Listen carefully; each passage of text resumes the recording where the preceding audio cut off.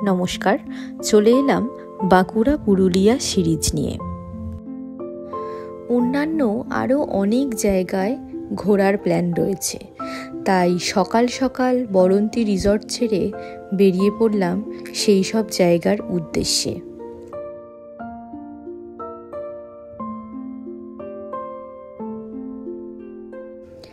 যেতে যেতেই পথে চোখ পড়ল একটা পলাশ গাছের উপর। বাইক থামাতে বাধ্য হলাম, কারণ সেই দৃশ্যটা দাঁড়িয়েই দেখার মতো ছিল। কত টিয়া পাখি, কেউ এসে ডালে বসছে, আবার কেউ বা উড়ে চলে যাচ্ছে। খাঁচায় বন্দি করার মতো কেউ ওখানে ছিল না, তাই ওরা নির্ভয়ে ঘুরে উড়ে বেড়াচ্ছে।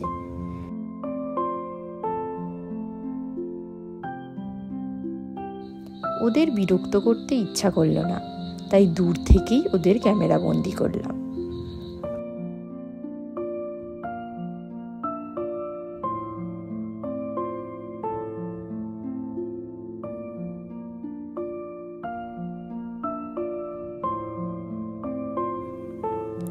আমরা এখন চলে এসেছি জয়চণ্ডী পাহাড়ে। জয়চণ্ডী পাহাড়ের উপরে সেই যে মন্দিরটা দেখা যাচ্ছে, ওখানেই আমরা এখন যাব। 500টা সিঁড়ি ভেঙে ওই মন্দিরে উঠতে হবে। চলুন ঘুরে আসি জয়চণ্ডী পাহাড়ের জয়চণ্ডী মন্দিরে।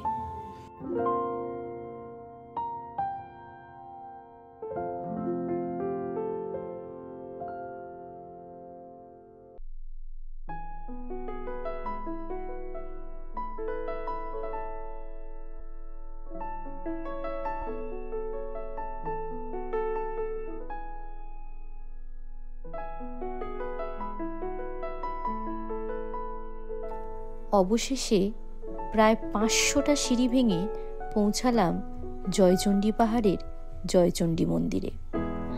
পাহাড়ের উপরে উঠে যে 500টা সিঁড়ি ভাঙার কষ্ট, সেটা মুহূর্তের মধ্যে উধাও হয়ে গেল ওপর থেকে এই পুরো দৃশ্যটা দেখে।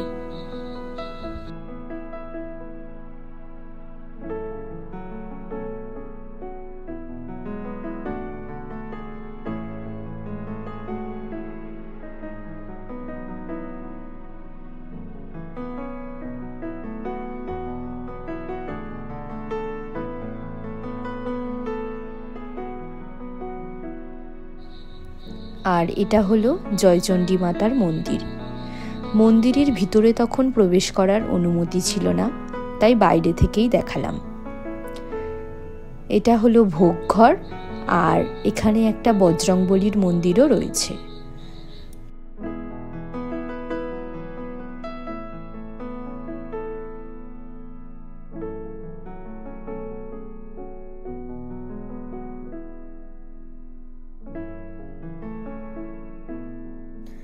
এবার যাচ্ছি কাশীপুর রাজবাড়ির দিকে। কি অপূর্ব সুন্দর না! আমার তো খুব ভালো লাগে এরকম হেরিটেজ প্রপার্টিগুলো ঘুরতে। কিন্তু দুঃখের বিষয়, ভিতরে প্রবেশ করার অনুমতি ছিল না, তাই আমরা বাইরে থেকেই দেখে ওখান থেকে বেরিয়ে পড়লাম।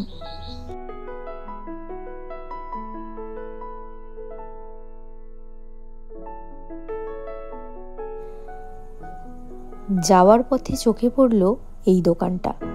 এত মিষ্টির আইটেম দেখে নিজেকে আর আটকালাম না।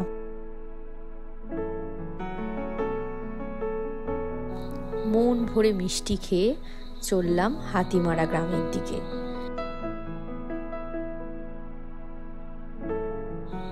বাইকে করেই ঘুরে নিয়েছিলাম হাতিমারা গ্রামটি।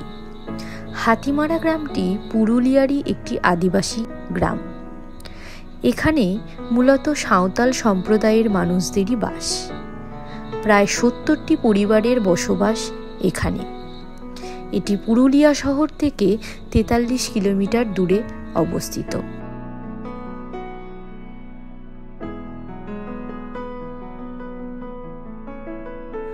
লক্ষ্যই করছেন গ্রামের প্রত্যেকটি বাড়িতে আদিবাসী শিল্পকলার নিদর্শন। এই গ্রামটি মূলত দেওয়াল চিত্রের জন্যই বিখ্যাত।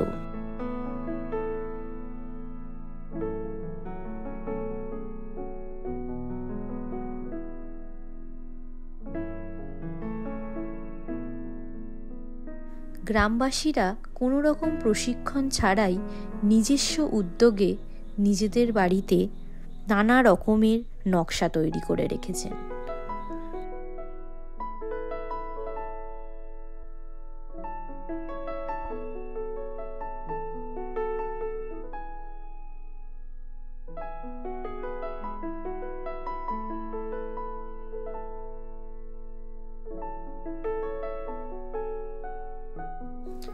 যাওয়ার পথেই রেস্টুরেন্ট দেখে সেখানে দাঁড়িয়ে লাঞ্চটা করে নিলাম।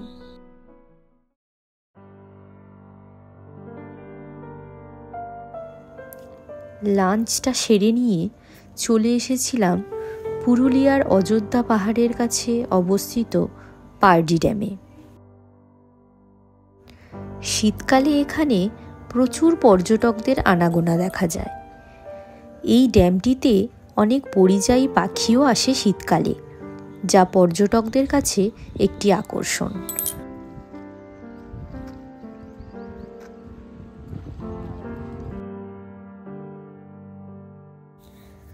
এখন আমরা যাব পুরুলিয়ার পাখি পাহাড়ে। ছুটি হয়ে গেল সব।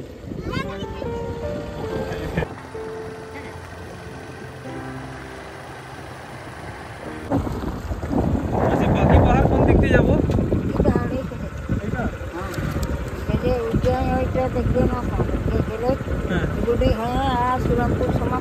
আচ্ছা,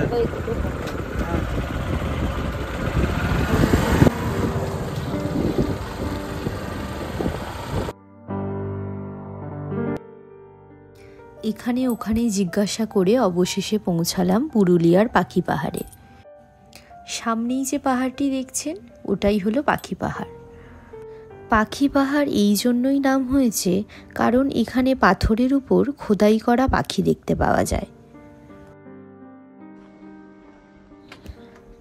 জানি না কতটা দেখতে পাচ্ছেন, তবে দেখুন খোদাই করা হালকা অস্পষ্ট পাখির ছবি লক্ষ্য করা যাচ্ছে। দীর্ঘদিন ধরে বৃষ্টির জলে ধুয়ে ছবিগুলি অস্পষ্ট হয়ে গেছে।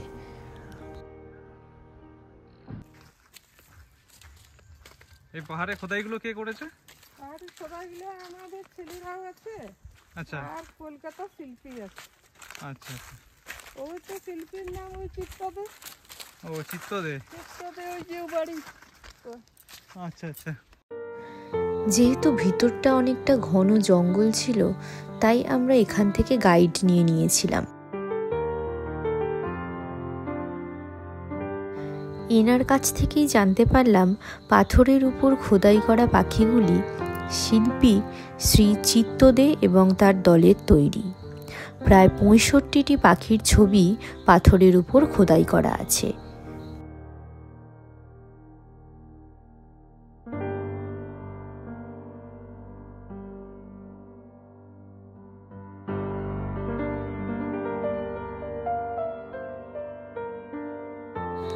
দূর থেকে যে পাহাড়টা দেখতে পাচ্ছিলাম এই হলো সেই পাখি পাহাড়।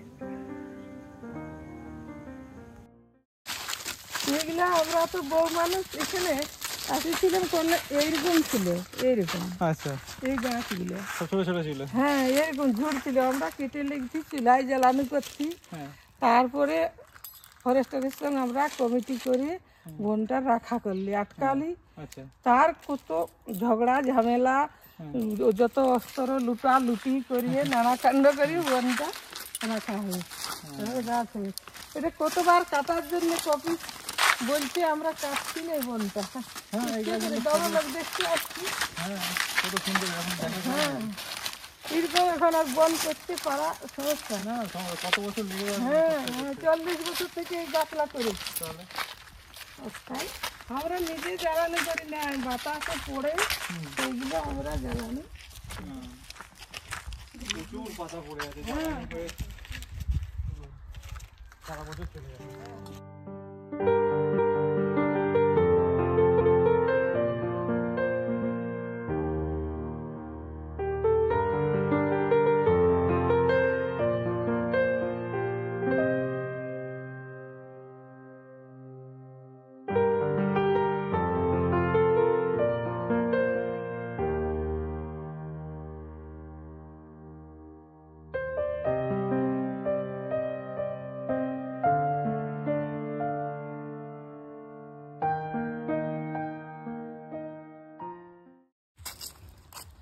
ভালো লাগলো না গো? হ্যাঁ, খুব ভালো লেগেছে। হ্যাঁ, আমি বললাম তো, বলছি একাই পারবে না, একটা সাথে গেলে মানে শর্টকাটের জায়গায় যাওয়া হয়। হ্যাঁ। আমাদের গাইডের থেকে জানতে পারলাম গ্রাম উন্নয়নের জন্য ওনাদের গ্রামের মহিলারা মিলে একটা গোষ্ঠী তৈরি করেছেন। আর পাখি পাহাড়টা পুরো ঘুরিয়ে দেখানোর জন্য যে খরচটা ওরা তোলে সেটা এই গ্রাম উন্নয়নের কাজেই লাগান। তাই এখানে এসে যদি একটা গাইড নেওয়াই হয়, একাধারে যেমন আমরা খুব ভালোভাবে এবং খুব তাড়াতাড়ি পুরো জঙ্গলটা ঘুরে বেড়াতে পারি, তেমনি ওদের গ্রাম উন্নয়নের কাজে ন্যূনতম সহায়তা করে ওদের পাশে দাঁড়াতেও পারি। ওনারা পুরোটা ঘুরিয়ে দেখানোর জন্য খুব বেশি নয়, কম করে 100 টাকা করেই নেন। আমার মতে এইটুকু সাহায্য তো করাই যায়।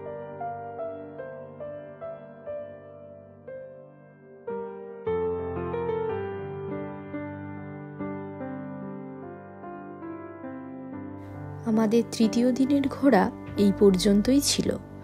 রাত কাটিয়েছিলাম আমরা টং ক্যাম্পে, যেখানে ছিল আমাদের স্বপ্নের গাছবাড়ি। এই গাছবাড়িতে থাকার অভিজ্ঞতা, এখানকার খাওয়া দাওয়া কেমন ছিল, এখানকার ভাড়া, আরও অন্যান্য খরচ সংক্রান্ত তথ্য আমি অন্য আরেকটি ভিডিওতে শেয়ার করেছি। ভিডিওটার লিংক ডেসক্রিপশন বক্সেই দেওয়া থাকলো।